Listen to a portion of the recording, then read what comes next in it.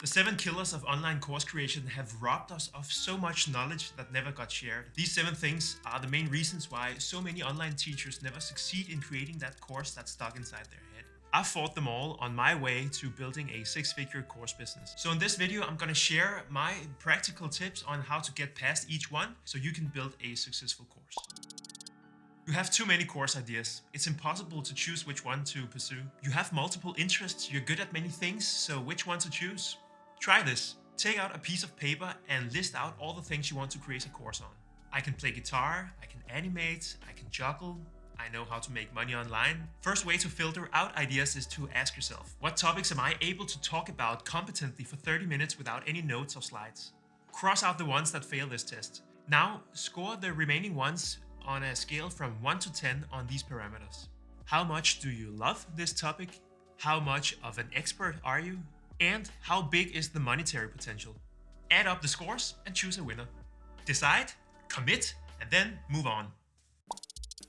You're not 100% sure who your course is for. This makes it really hard to create because you don't know who you're talking to and what kind of problems they're facing related to your topic. Try this. Think of a person you've helped already, someone who needed your guidance on this topic. A friend, a family member, someone online. If you helped John and he really appreciated the help, well, John is your customer avatar. What goals does he have? What is he struggling with? Where is he already looking for solutions today? And what would make him pay for your course? You can even take a good long look at his picture before you start creating. Good long look. And now you create that course outline. Your course outline is just out of control. There's too much you want to say because you want to give the learner bang for their buck. Just consider this. I buy courses for 3 reasons. To get access to exclusive information, like how does Matt make his beautiful B-roll? To save time, not having to find my own way. I just want him to quickly show me instead. And to get access to the teacher. Hi, Matt. Hey, everyone. Notice how none of these reasons are about information quantity. We don't want a course to cover everything. So, cut your curriculum till it bleeds. Out with all the nice to haves first. And then some of what you might consider need to haves. These might be important lessons, but maybe they belong in another course. Only outline lessons that actually move your student closer to their goal. Make it short and digestible, and leave room for the student to ask if they're missing something. When you got your overall course outline done, it's time to design the individual lessons. Try this structure. Begin with a short introduction, just 4 or 5 sentences. Then you cover 3 points you want to get across and see if you can do it in less than 10 minutes. Now, wrap it up with key takeaways and a short teaser for the next lesson. If you do this 10 times, you have a course right there. Done is better than perfect. You can always add more lessons or create another course. You keep watching reviews, signing up for free trials, and contemplating what platform to choose. Teachable, Thinkific, LearnWorlds, Kajabi, School. And you do want to make sure that the tech you choose is perfect for your online business. Because choosing the wrong tech will cost you money, give you a headache, and cost you, most importantly, a lot of time when you have to switch platforms 6 months down the line. Try to think of your tech stack this way. You want as few tools as possible, preferably one. And you want a tool that's as simple as possible. My favorites right now are Kajabi and School. Just don't try to find a tool that matches your dream of an online school 100%. I've heard many variations of the sentence, I have this internal vision of exactly how I want everything to look. My advice is that you forget about that vision for a second. Instead, let the course platform simplify your setup and just play along with what the tool can do. Remember that the people who design these platforms are experts in their field. They've talked to hundreds of online educators and they know exactly what works. That was software. Now on to hardware. If you're going to create video lessons, just use your smartphone. This iPhone 13 is just as good as most mid-range cameras and much easier to use. Just remember to hold, lock exposure, and you're good. If you want to buy extra gear, I say invest in sound. The sound quality of your recorded voice is probably what's gonna put people off, not your image quality. I recommend a simple clip-on microphone that's plugged into your smartphone. Last quick tip is to face a window when you're recording to get good lighting. By the way, I've got a mini course on how to record video the simple way inside my community. It is super important to get the fundamentals of video right. Just don't let tech stop you. Get going and upgrade your gear down the line. It's not good enough. It needs to be better. I can't publish this. You feel like what you're creating doesn't meet your own standard. What you see others make looks more professional than what you're making. I felt the same way.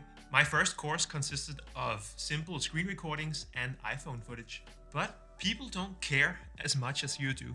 What matters is what you are teaching, what they are learning, the value you provide, the change you make for them. Don't think, does this make me look good? Instead think, how does this make the learner feel? Confused, bored, or empowered, inspired?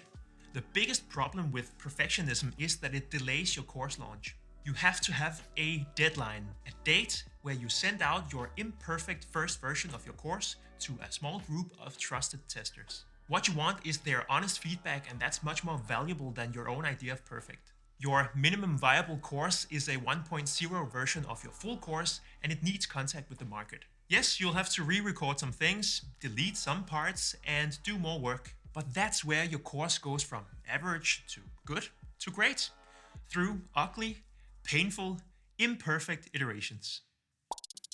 $297, $5K, or $99 a month? I know how hard it is to price a course, because what is your teaching worth? The easiest way to price a course is to look at what others do. If you can find someone who teaches the same topic or has the same audience, you have a ballpark figure right there. If you can't find that benchmark, I say start low.